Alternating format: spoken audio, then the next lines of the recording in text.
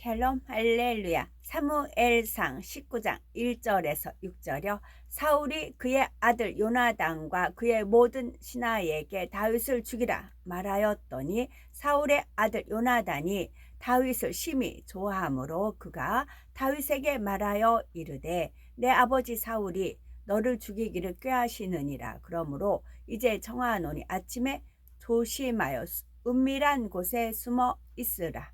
내가 나가서 네가 있는 들에서 내 아버지 곁에 서서 네 일을 내 아버지와 말하다가 무엇을 보면 네게 알려주리라 하고 요나단이 그의 아버지 사울에게 다윗을 칭찬하여 이르되 원하건대 왕은 신하 다윗에게 범죄하지 마옵소서. 그는 왕께 득죄하지 아니하였고 그가 왕께 행한 일은 심히 선함이니이다. 그가 자기 생명을 아끼지 아니하고 블레셋 사람을 죽였고 여호와께서는 온 이스라엘을 위하여 큰 구원을 이루셨으므로 왕이 이를 보고 기뻐하셨거늘 어찌 까닭 없이 다윗을 죽여 무죄한 피를 흘려 범죄하려 하시나이까. 사울이 요나단의 말을 듣고 맹세하되 여호와께서 살아 계심을 두고 맹세하거니와 그가 죽임을 당하지 아니하리라. 아멘. 제목은 범죄치 마옵소서입니다. 이 세상에서는 사랑이 여러 가지 왜곡된 모습으로 나타나기도 하지요. 어떤 부모는 자녀를 사랑한다고 온갖 응석을 받아주다가 버릇없는 아이로 만들기도 하는데 본문에는 참된 영적인 사랑의 한 분야가 나와 있습니다. 가족이나 섬기는 임금 등 사랑하는 사람이 범죄하는 것을 막기 위해 온 힘을 다하는 영적인 사랑을 제시하고 있지요. 만일 임금이 잘못된 길로 갈 때 진정 임금과 백성을 사랑하는 신하라면 죽음을 두려워하지 않고 옳은 길로 가도록 진언할 것입니다. 또한 부모를 진정 사랑하는 자녀라면 부모가 사망의 길로 가는 것을 보고만 있지는 않을 것입니다. 이처럼 선한 사랑을 소유한 요나단의 모습을 통해 진정 하나님께서 원하시는 선에 대해서 살펴봅니다. 요나단은 이스라엘의 초대왕 사울의 장남으로 사울의 뒤를 이어 왕위를 계승할 위치에 있었지요. 그는 여러 전투에서 많은 공을 세운 용사였으며 사무엘상 20장 2절에 내 부친이 대소사를 내게 알게 아니하고는 행함이 없나니 내 부친이 어찌하여 이 일을 내게 숨기리요 고백한 대로 왕과 백성들의 사랑과 신뢰를 받는 사람이었습니다. 이러한 요나단에게 참으로 고통스러운 문제가 생겼는데 곧 아버지인 사울 왕이 자신의 생명보다 더 사랑하는 다윗을 죽이려는 마음을 품은 것입니다. 본문에 나오는 장면이 바로 다윗을 죽이려는 사울 왕과 이를 막으려는 요나단의 모습이지요.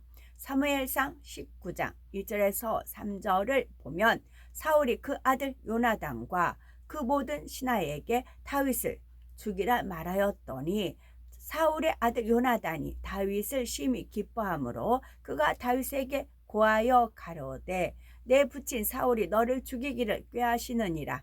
그러므로 이제 정하노니 아침에 조심하여 은밀한 곳에 숨어 있으라. 내가 나가서 너 있는 들에서 내 부친 곁에 서서 네 일을 내 부친과 말하다가 무엇을 보거든 네게 알게 하리라 했습니다.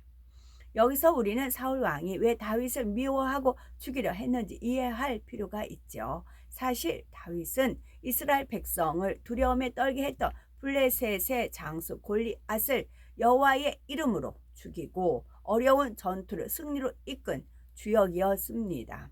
다윗이 없었다면 이스라엘은 블레셋의 지배하에 들어가 고통받을 뿐 아니라 왕인 사울은 생명조차 보장받기 어려운 형편이었지요.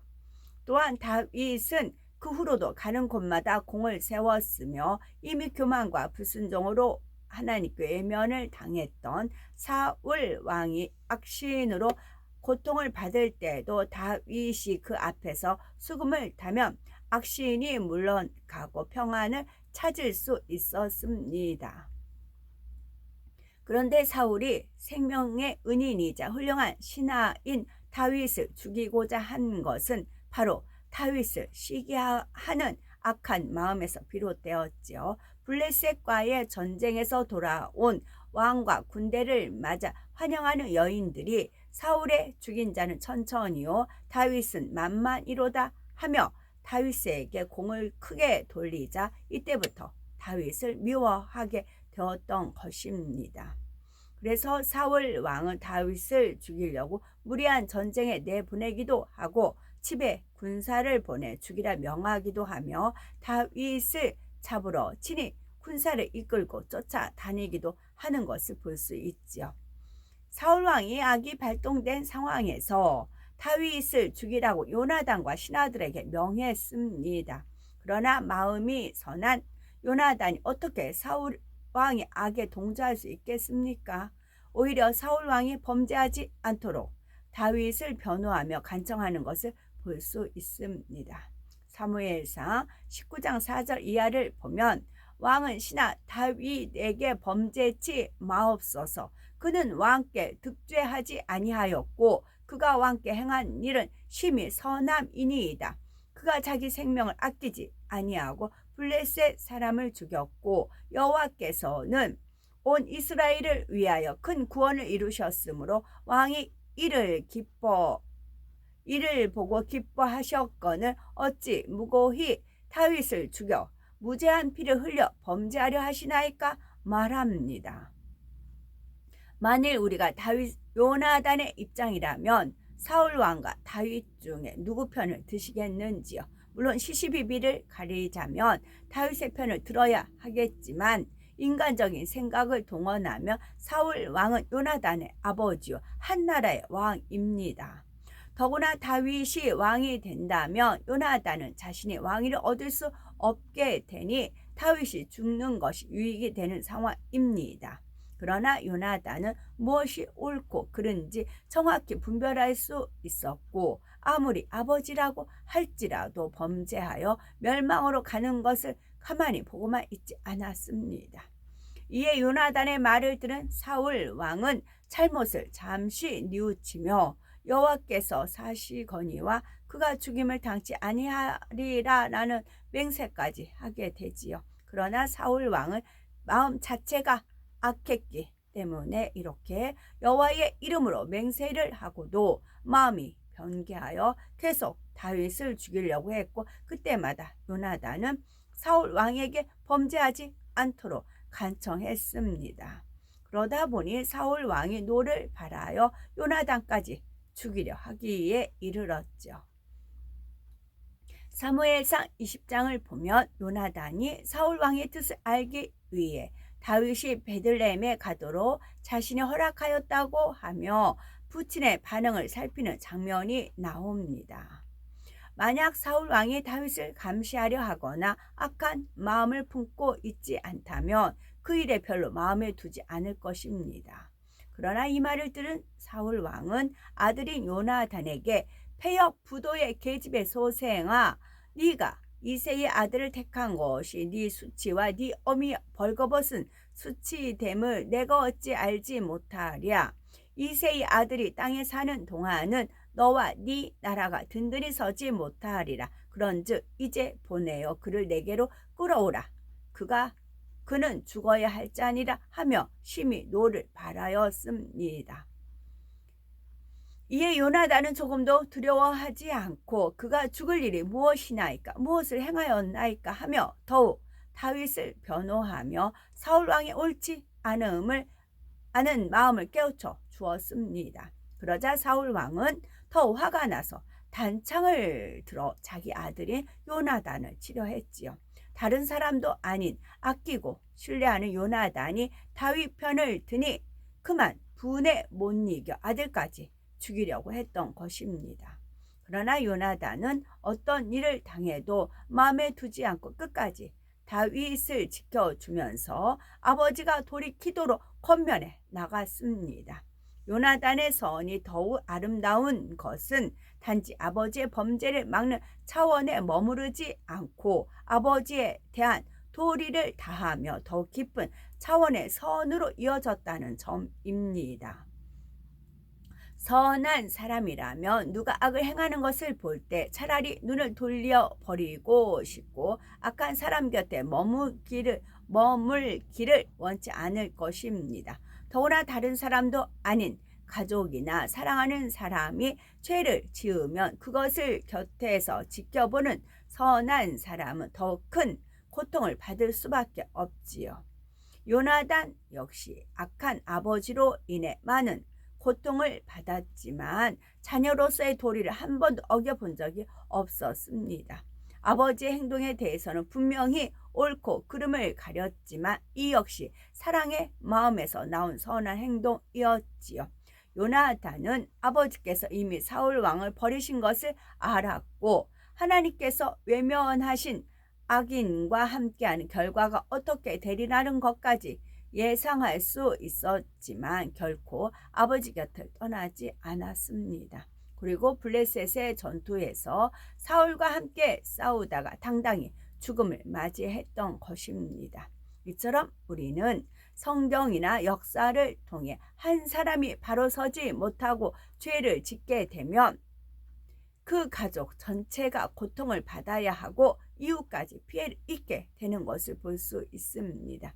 뿐만 아니라 몇몇 사람의 범죄로 백성 전체가 고통받는 경우도 많으며 더구나 범죄한 사람이 머리되는 위치에 있다면 더욱 피해가 심각해지는 것을 볼 수 있습니다. 그러므로 우리는 마음을 새롭게 하고 변화를 받아 어떤 상황에서도 범죄치 아니하며 더 나아가 범죄하는 사람들을 선한 마음으로 빛 가운데 인도해야 되겠죠. 믿음 안에서 온 가족을 진리로 이끌기 위해 힘쓰며 앞서 본을 보인 성도를 잠시 소개하면요. 이분은 가족 중에 누구라도 입술에 부정적인 말을 한다든지 하나님을 성쾌하는 말을 하면 권면하여 진리의 말만 하도록 도왔답니다. 물론 가족의 믿음이 좋았기에 일부러 죄를 짓는다거나 크게 범죄하는 일은 없었지만 생활 속에서 조그마한 죄라도 짓지 않도록 막아주니 가족 전체가 더욱 진리로 변화되어 교회에서도 사랑과 인정을 받으며 본이 되었답니다. 무엇이 선이며 하나님께서 무엇을 기뻐하시는지 그리고 온전한 선은 어떤 것인지 잘 알았고 그러한 선 속에서 가족들을 사랑했기에 가족들을 늘 선으로 하나님의 말씀으로 권면했고 모든 것을 하나님의 말씀대로 행하도록 인도했던 것입니다.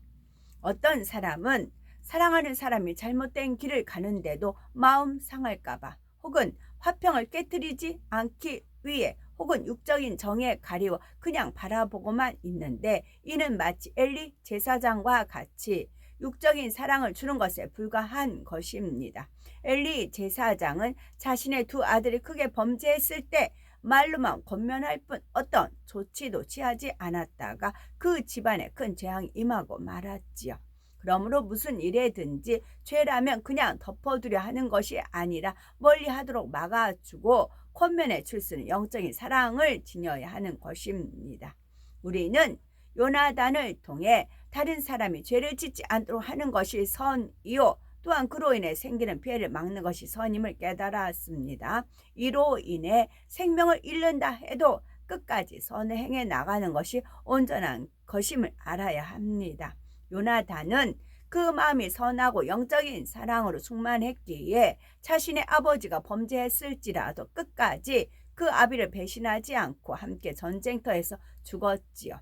그러니 그는 천국에서 큰 자가 될 것이고 그의 아들 무비보셋도 다윗 왕이 거두는 것을 볼 수 있습니다. 왕자 중에 하나처럼 왕의 상에서 먹도록 배려해 주었으며 그의 할아버지인 사울 왕의 재산을 그대로 가지게 해 주었지요. 이처럼 선의 결과는 반드시 하나님께서 축복을 갚아주신다는 사실을 깨달아 요나단과 같이 범죄를 막으려 하고 공평한 추가되어 성도를 쫓으며 영적인 사랑으로 끝까지 선을 행하는 우리가 되어야 되겠습니다. 아멘.